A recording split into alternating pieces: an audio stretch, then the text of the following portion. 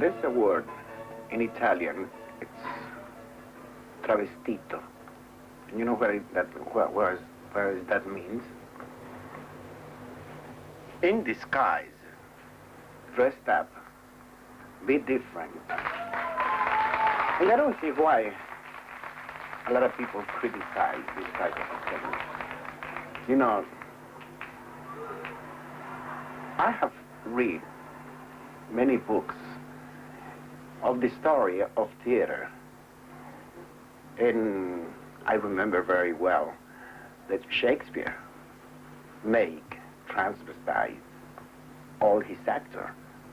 Because in those days, the woman couldn't do the theater. So all the men, they were dressed as a woman. So when you start thinking from there, and then the only thing I think you have to think that when you are transvestite, you are an artist.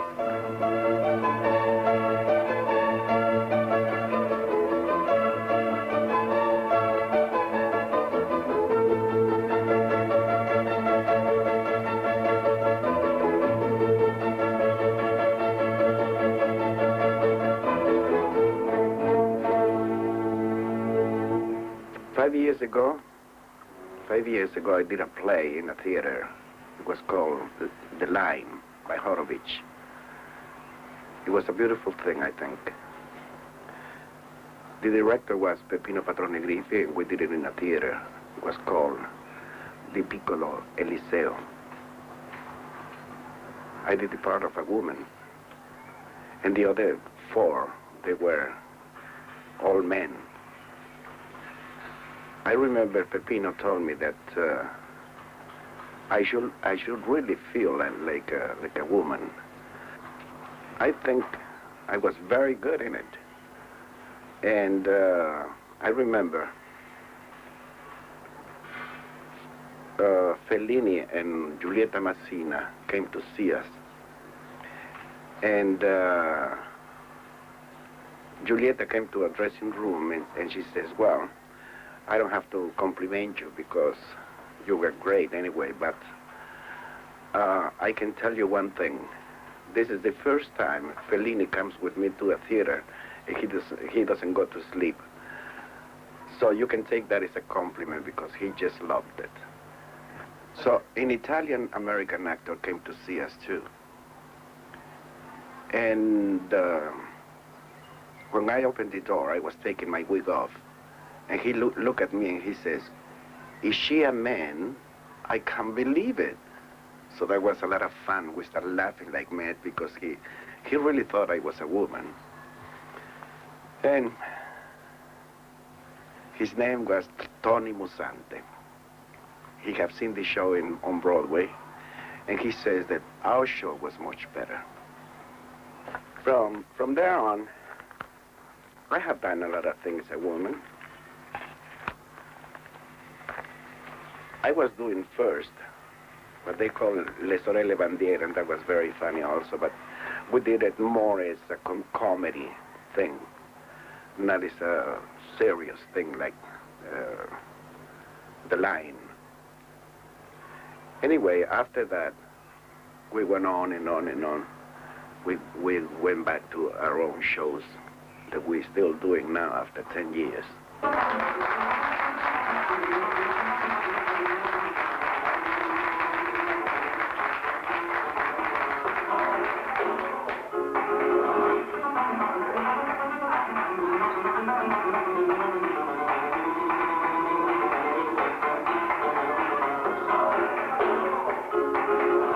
Me mata con tu alzare, y al verte mi cuerpo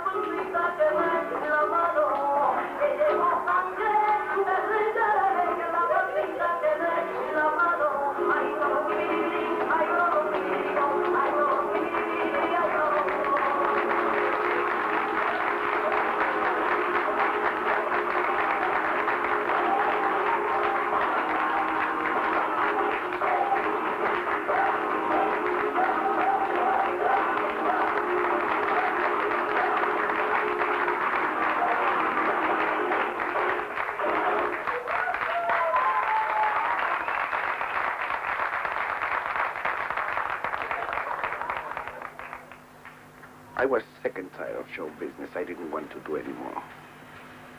I just want to give up, and I start sewing and making skirts that I used to sell very well. But then another director called me, and he was Aldo Triunfo, to make the choreography in a part in a place called Nerone è morto. Nerone is dead. So I said, no, I don't want to do any more theater. Aldo, he was such a nice person that he begged me, and he says, you have a lot of talent. You just can give up just like that and do something else, because you have done all your life in this business. So he convinced me. Then I went to Torino, and I do have to have 2 boys.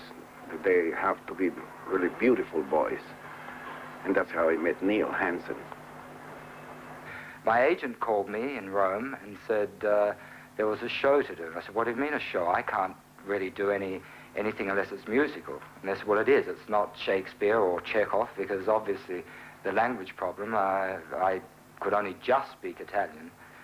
So I went to the agent, and she told me that I had to go and see this choreographer who was doing a show up in Torino, which is Turin, in the north of Italy. So I said, oh, well, why not? I went across to this little street called Vicolo della Volpe, a tiny little picturesque street in Rome, walked up the ancient stairs, almost broke my neck getting there, but anyway, finally got there. And who should be in this apartment but Tito? And he was sitting in a corner sewing costumes. And I thought, my God, what a strange choreographer. But he turned out to be a wonderful person and someone with a lot of talent, I think. And from there, we went up to Torino. I got the part, obviously. And I found myself working with Italy's #1 star soubrette from the 50s, called Vandosiris, who used to just walk down the stairs. And in those days, they didn't really use dancers. They just used boys, dressed in dinner suits or tails, standing on either side of the stairs, about 50 of them. This time, time's changing, we used 2 instead of 50, but, well, as they said, it was the quality and not the quantity. It was a very successful show. But after traveling here and there, then I started getting very, very tired. And I remember one night we went for dinner, Neil and I, and we sit in a restaurant and we start talking, and we said, what are we going to do after this? So I said, why don't we make our own show? And he says, but what can we do? I said, well, I do have an idea. I would like to take all the publicity and make a joke out of it, because we have so much publicity here in Italy, especially on television, that it's a laugh. And we did. We started writing. I did all the costumes. Well, I started cutting and sewing, and I make 103 costumes, I remember, because it was not only us. And we did this very, very nice little show. It was called Carousel 77. And as I said, that's how we start. And then we start making this little company that there were four girls. 2 of them, they were very young. 2 of them, they were really fat and old, but they were very, very funny. And with these people, and the 3 of us, because and then is when I met Mauro Bronchi. He was an actor already, and he did serious theater. Mauro is the other Sorelle Bandiera. Yes, I do. And he's a very intelligent actor. And when he came to be the trio with us, we just love him because he got a lot of sense of humor. And then we thought, oh, well, we are 3 different actors. And he is really different. As a matter of fact, first of all, he doesn't speak English, but I bet that if you give him something right, not speaking English, he will read it and he will learn it. So that's how bravo he can be. And I know it because we have done things that even if he has to speak English and he doesn't know what to say, he really recites in English. And that I think is wonderful. Don't play for me, Argentina. I don't speak English. Sorry.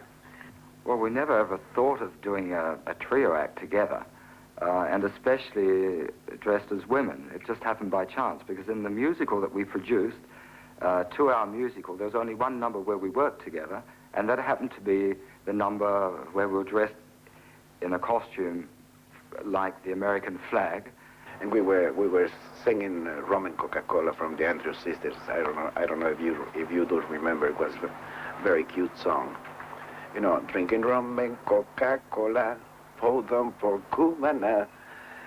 And it was put on television, and the guy who took us there, who's the superstar of the moment, on television said, well, we have to find a name for the three of you. And as there were the Italian war heroes called the Sorelle Bandiera, which means the flag brothers, he said, well, with the American flag, we'll call you the Flag Sisters. And that's where we got our name. We became the Flag Sisters, Le Sorelle Bandiera.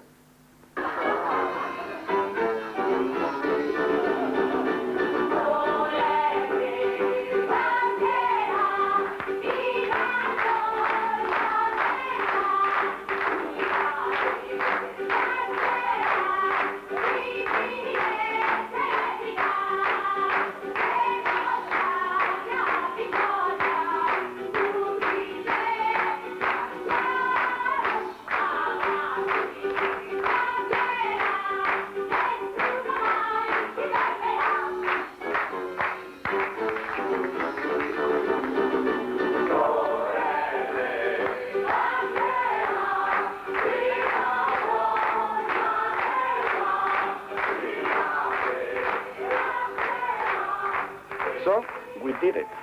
And we were, for about 42 weeks on television every Sunday. We started getting famous and we couldn't believe it, just because we work on television all the time. I mean, we were doing the same thing every Sunday in this program that presents the program. I must say something about Italian television. It's very funny, because a friend of ours that work is a comedian also. He says, you know, in television in Italy, you can be very famous. You don't have to be great. You just have to work on television, and then everybody becomes famous. And that's one of the things I really criticize about television in Italy. I don't know if it happened the same thing all over the world, but that's the truth. You don't have to be good. You just have to work on television, and then you become famous. So we did it, and that was the very first time we dressed as girls. The Sorelle Bandiera had become big stars and a big hit in Italy, which was really strange because being Rome, it was the first time on Italian television that any drag numbers had ever been put on. And we covered basically the whole country, from the farmers to the intellectuals. The intellectuals were all turning it into a social issue and a political issue, whereas the rest of the country were just enjoying themselves, laughing at the Sorelle Bandiera, because it was very funny. Well, and then we make our film. The name of the film was The Important is Not to Be Known. The story was very, very nice, but, you know, we need a director like Mel Brooks to do that film, because it was very important, and we are different type of comedians. So it could be very, very funny. The Italians, they think in another way of comedy. So different. How the seagull's fantastic. Oh, yes, Jess, yes, Jess. Yeah, they're wonderful.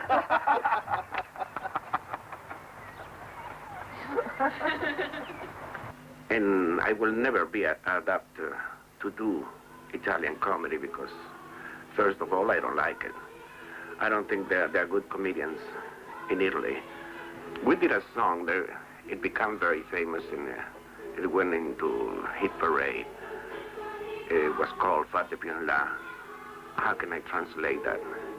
Get out of a little bit more over there or something like that. And you see, when you talk different languages and then you don't have the meaning of the things. And that's what happened with comedy.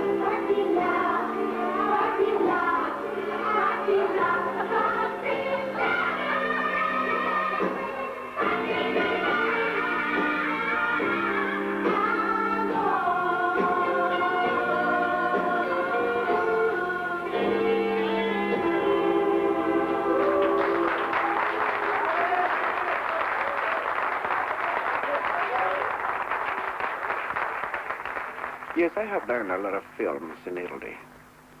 Well, you know, after 30 years that I've been here, one of them was Cleopatra. I remember Elizabeth Taylor, she was great. She was beautiful. And I have seen that famous scene. I don't know if you have seen it, when she makes a bath in the milk of all these asses. It was very, very interesting, but I remember that I was watching the whole thing, and nobody knew that I was there. So when she gets into the swimming pool with all this milk, her tits they went up here, and I started laughing like mad. So they sent me out of the set. You know, Cleopatra was a film that it lasted months and months and months. My God. A lot of Americans, they came here and they have their own house. I mean, they rented for 1 year and they didn't finish the film. So they have to re-rent the house. I remember all of Rome worked in that film because they need so much people to work in it that it was incredible. And all, apart from all the people they brought from Africa. And for the first time, we saw a lot of colored people here. Cleopatra was different because in Cleopatra, I did a dancer because the choreographer was Hermes Pan. He made me do a faun because I told him that I did Remedy on faun before, years back. So when he saw my pictures, he just liked them. And then I did a scene that was the Baco part of the film, where Baco comes over with all these grapes and the wine and everything. And I did a part that with a lot of other fawns. So when I went to see the film in Spain, because at the time they came out, it was in Spain. I went to see it, and they cut it. They cut a lot of things that nobody have seen it, because it lasts about 4 hours, the film. So who wants to see a film that it lasts so much? Anyway, when I went to see it, I wasn't in because they cut the whole thing. Another director that I worked with, it was Bertolucci, and I did The Conformist with Jean-Louis Trintignant, Stefania Sandrelli, and Dominique Sanda, that I did the choreography for them when they were dancing that famous tango. Then I have made many other things, like the film with Tinto Brass. It was called Salon Kitty. I think when it left Italy, it was called Madame Kitty. And I also did a part. He took me to Berlin to do this film. It was very, very interesting. I did all the choreography there. Then I did Caligula. It was another colossal. And also in that film, Tinto Brass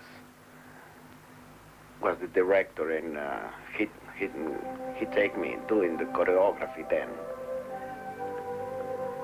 And I've been working all the time in this country, I must say, till the story of the Sorelle Bandiera comes out. And that happens 10 years ago.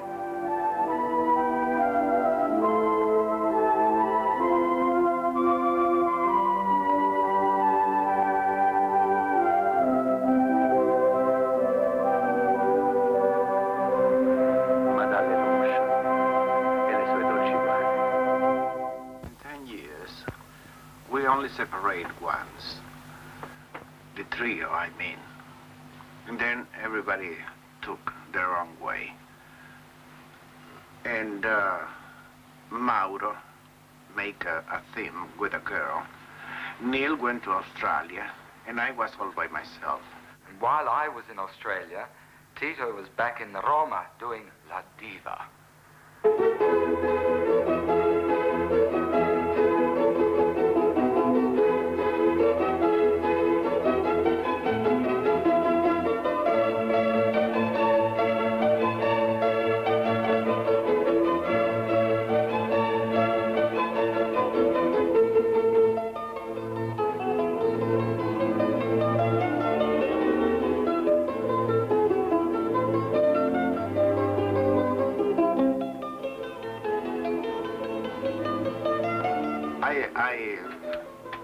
I always wanted to do something by myself, I must say.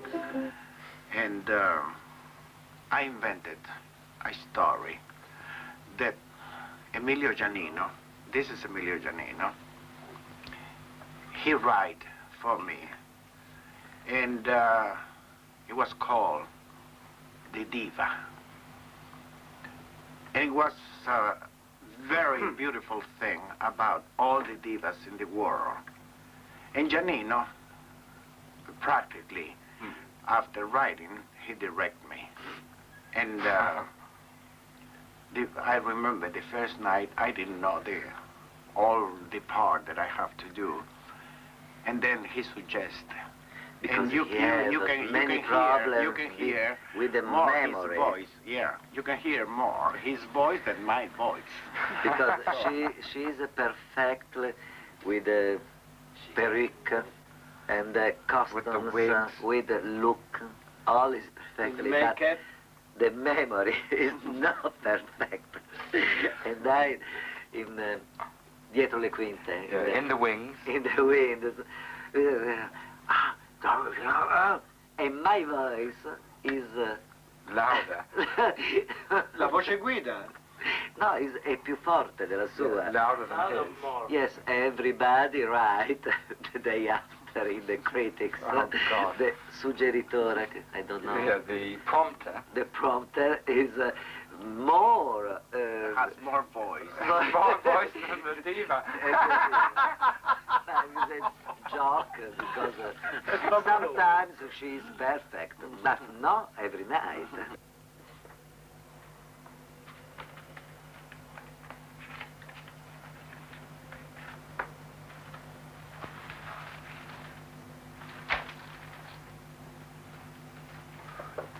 One thing I know, I am an artist. You know, when I start very, very young, and I was a dancer. I wanted to become a big, big dancer. But unfortunately, I was very short, and I couldn't take the girls up and down because they were too heavy for me. They should take me. So I thought, oh well, I better change and do something else. That it'll be easier.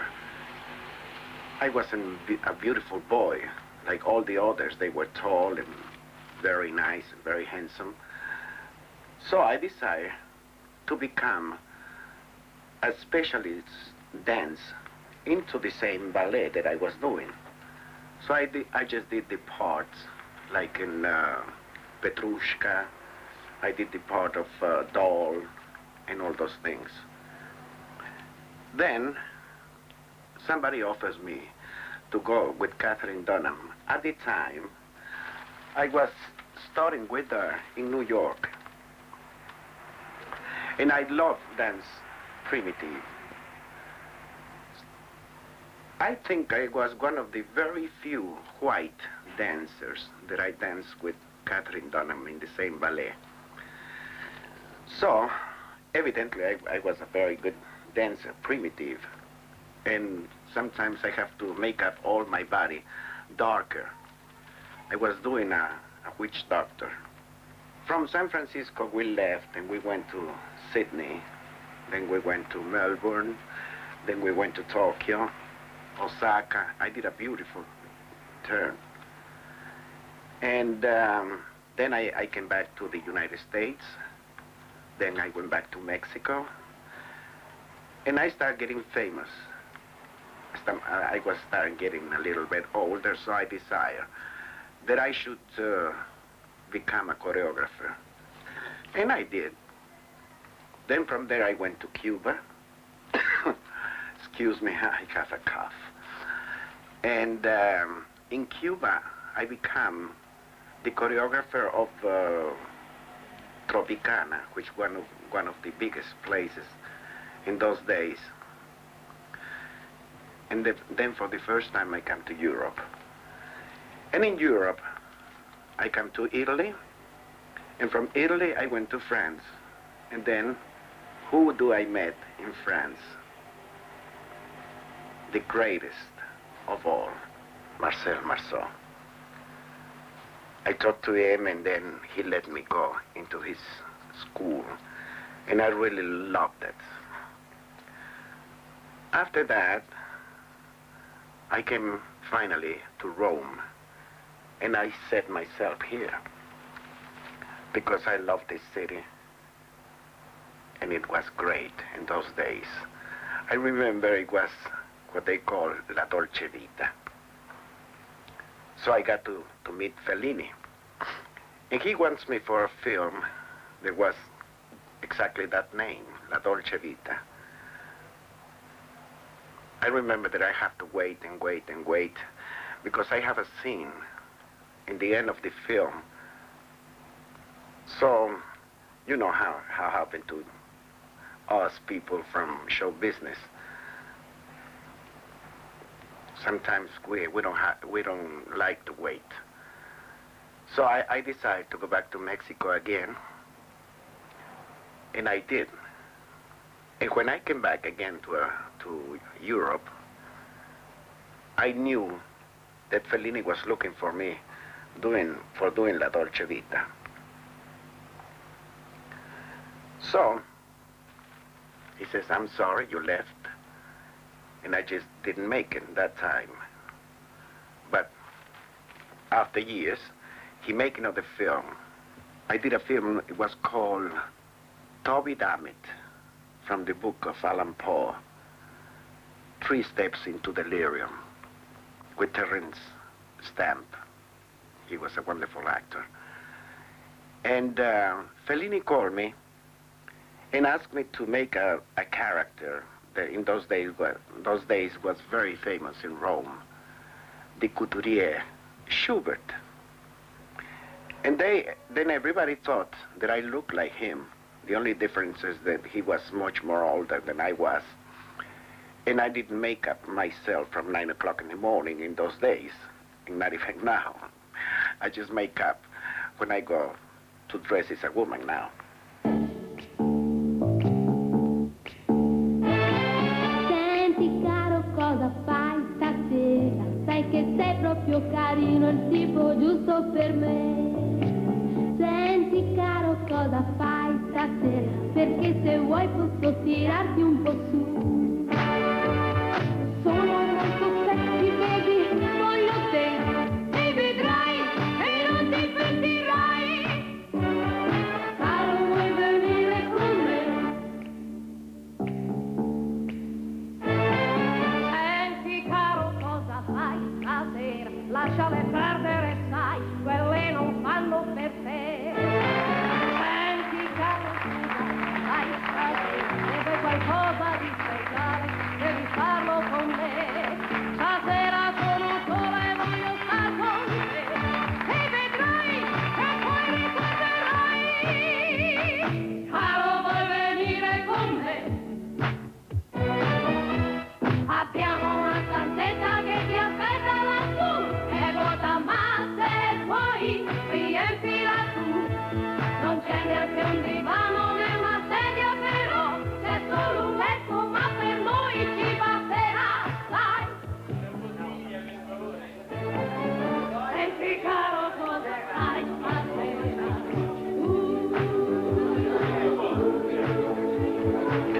Now, you know, I always thought that if you don't like what you do, you better leave it. I wouldn't work if I didn't like what I do. So that means I really love it. Sometimes I like to have good time. And in our work, it's kind of easy because you meet a lot of people. People invite you all over. They want you to go to their houses, and they feel very proud with you. I remember one time when we went into Naples because we loved those people. And we have a lot of friends there. And, you know, they were about 12 doctors and some friends of these doctors. And they were all just with me. Le mie sorelle. They weren't with me. And they took me to this discotheque in Positano. It was wild. And I didn't have Brazilian music with me. You know, I took a cassette. And we started dancing all that samba, all these movements and all these things, and then they were all crazy. And I started dancing in the middle of the floor with all these people that they were about 24 men dancing, all of them with me. And what happened in that moment, Franco Sefirelli entered in the place, and he looked at that singing, and he asked somebody, who is she dancing with all those men?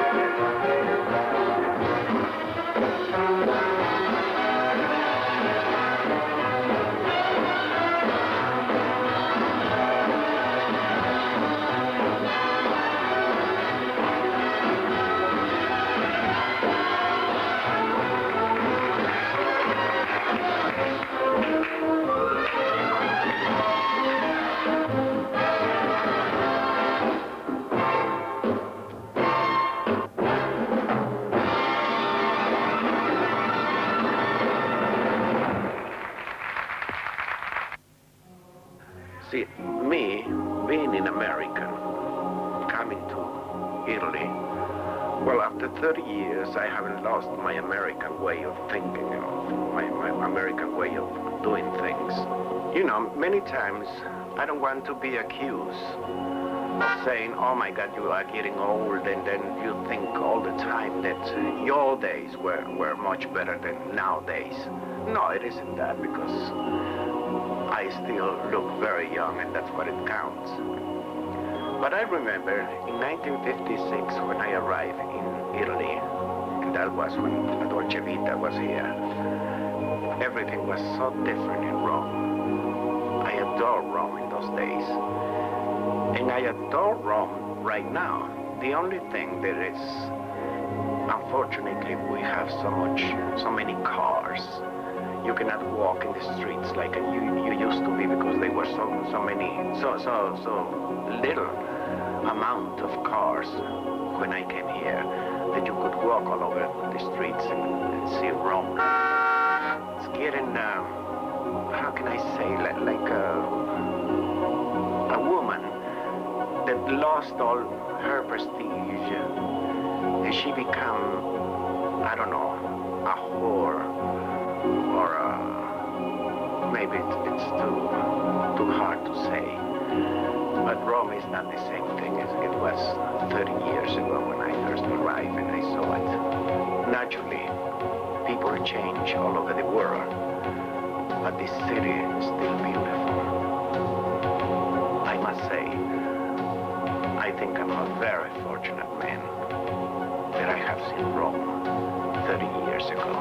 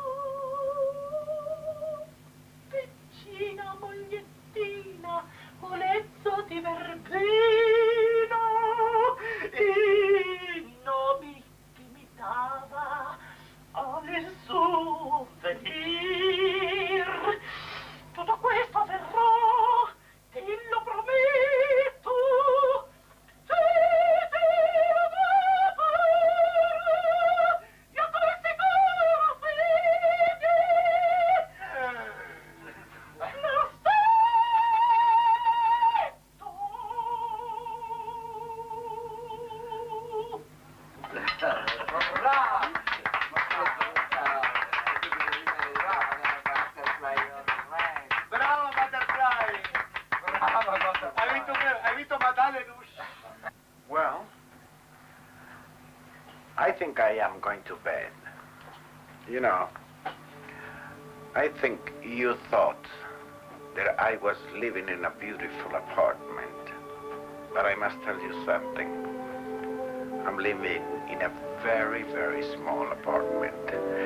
You know, all the things that you have seen, they doesn't exist. And right there was the place that you have seen me before. Cut the other corner was the other scene. And now I am going to my bedroom upstairs. So good night, and I will see you.